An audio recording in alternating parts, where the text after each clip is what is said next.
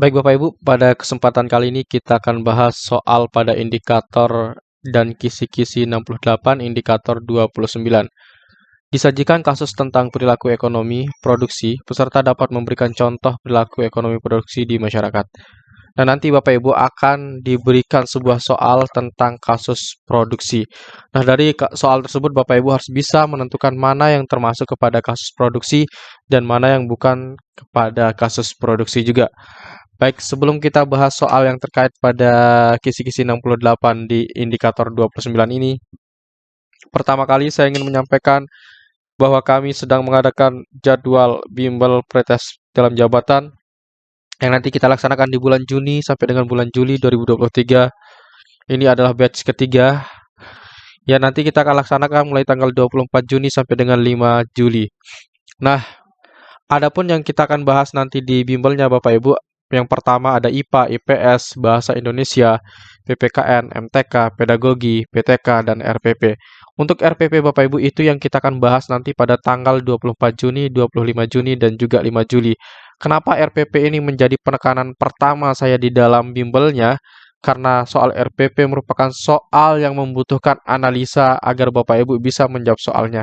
Dan nanti kita akan kasih Bapak Ibu ke tips dan triksnya cara menganalisa soal pada RPP, kemudian cara menjawabnya juga kita akan berikan pada bimbel nanti. Kemudian yang kedua nanti akan kita bahas di bimbel adalah PTK, itu nanti pada tanggal 25 Juni, kemudian pedagogi 27 Juni, kemudian MTK itu 29 Juni, kemudian PPKN 30 Juni, serta Bahasa Indonesia 30 Bahasa Indonesia pada 1 Juli ya. Kemudian untuk IPS itu nanti pada 3 Juli dan IPA nanti pada 4 Juli. Serta nanti yang terakhir akan kita perkuat lagi di RPP-nya. Nah, kenapa MTK ini menjadi awal-awal MTK juga perlu Bapak Ibu pelajari secara seksama ya. Karena MTK ini agak kita membutuhkan analisa soal agar bisa kita jawab soal-soalnya. Baik, langsung saja kita ke pembahasan soal Bapak Ibu. Analisis perilaku konsumen dan perilaku produsen berikut. Perilaku-perilaku produsen ditunjukkan oleh nomor berapa? Apakah A 1, 2, 3, B 1, 2, dan 5, C 1, 3, dan 4, D 2, 3, dan 4, E 3, 4, dan 5. Nah, silahkan Bapak Ibu coba pilih mana kira-kira jawaban yang tepat. Silahkan di-pause aja dulu, baru nanti kita akan bahas satu persatu.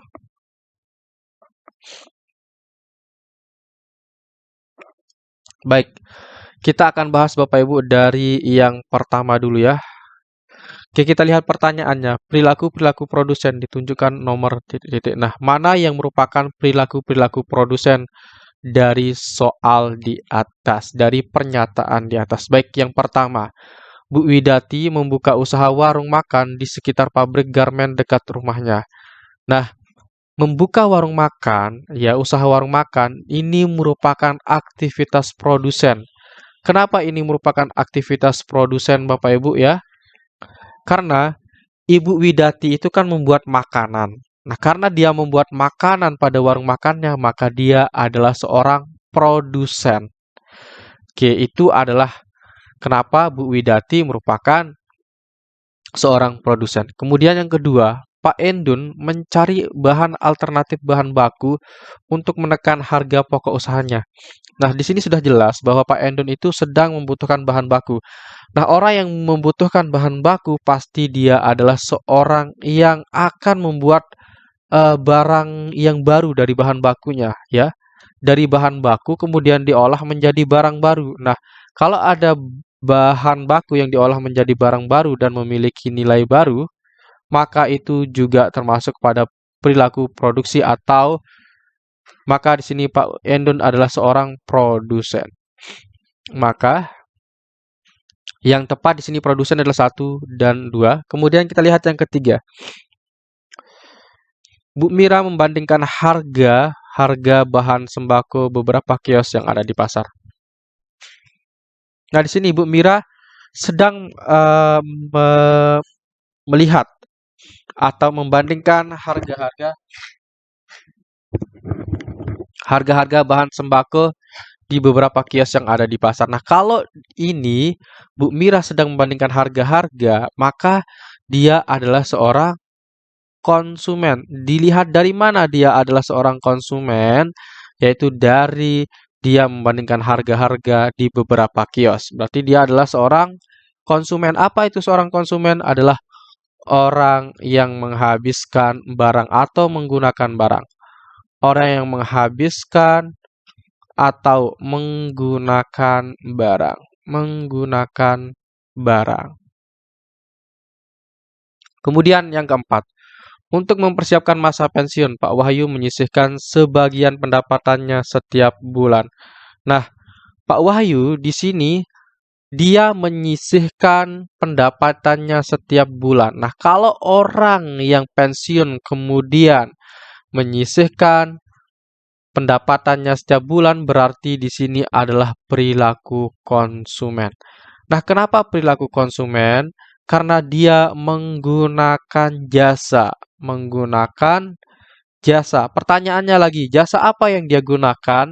Jasa yang digunakan adalah jasa bank. Karena bank adalah tempat menyimpan uang atau pendapatan. Jadi, bank adalah merupakan produsen ya atau produsen yang menyediakan jasa. Nah, kalau di sini Pak Wahyu menggunakan jasa bank, berarti Pak Wahyu adalah seorang konsumen.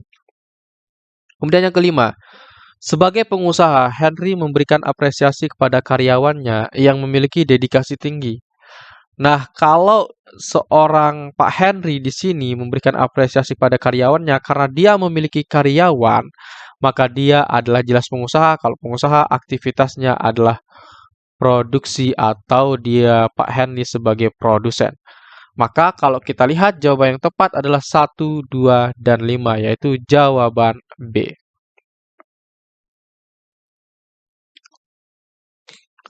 Baik Bapak Ibu, kita akan bahas soal berikutnya. Namun sebelum kita bahas, di sini saya akan menyampaikan sedikit mengenai bimbel yang akan saya laksanakan nanti pada tanggal 24 Juni sampai dengan 5 Juli. Nah, nanti Bapak Ibu akan, bagi Bapak Ibu yang berminat, silahkan mendaftarkan diri ke 081-803-358-023. Ketik saja daftar nama, nomor WA. Nanti di dalam bimbel ini kita akan bahas soal-soal yang sesuai FR, soal asli. Dari bimbel ini saya akan berikan Bapak Ibu fasilitas, yaitu yang pertama 10 pertemuan melalui Google Meet atau Zoom ya. Kita akan bertemu langsung melalui jaringan online untuk belajar. Kemudian yang kedua, Bapak Ibu saya akan berikan 3 gratis tryout. Nah, setiap tryout di 3 tryout ini merupakan soal terakurat Bapak Ibu. Setiap tryout memiliki 120 soal. Dari 120 soal itu Bapak Ibu diusahakan agar bisa menjawab soal-soalnya. Kemudian yang ketiga adalah kami akan berikan 10 mini tryout. Dan yang keempat akan kita berikan 10 video rekaman bimbel. Dan yang kelima adalah gratis handout file soal dan pembahasan. Nah, hanya dengan Rp200.000 saja Bapak Ibu. Baik, kita akan bahas saja langsung soal yang kedua. Dampak negatif konsumerisme sebagai pengaruh globalisasi ditunjukkan oleh angka titik-titik. Nah, mana yang merupakan dampak dari aktivitas konsumerisme? Dampak negatif berarti yang jelek ya. Baik, kita akan lihat dari yang pertama.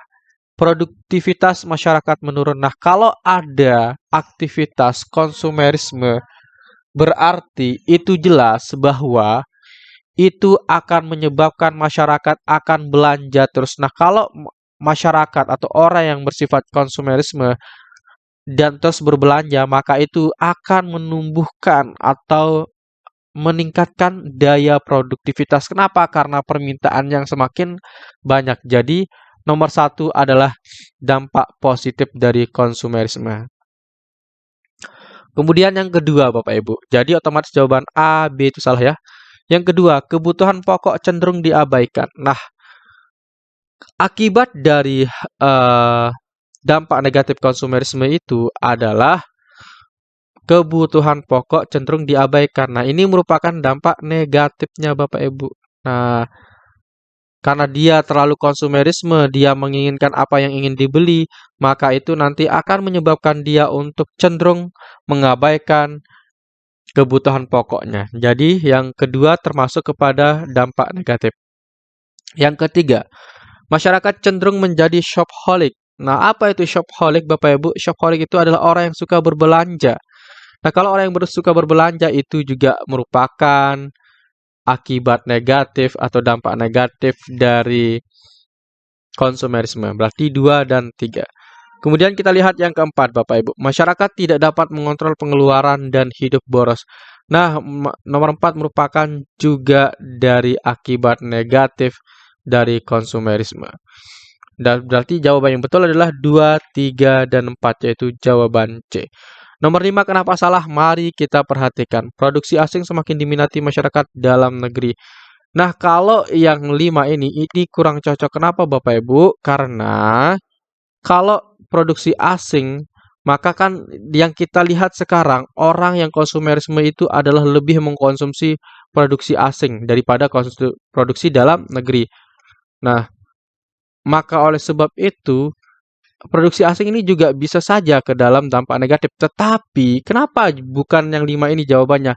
Karena belum tentu produksi asing yang semakin diminati ya kalau orang yang bersifat konsumerisme.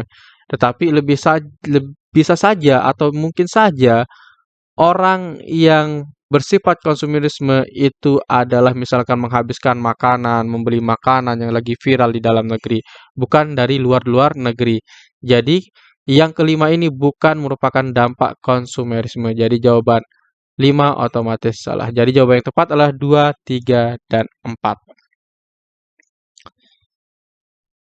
Baik Bapak Ibu, itu saja yang dapat saya sampaikan pada video kali ini. Semoga bermanfaat. Sekian dan terima kasih. Assalamualaikum warahmatullahi wabarakatuh.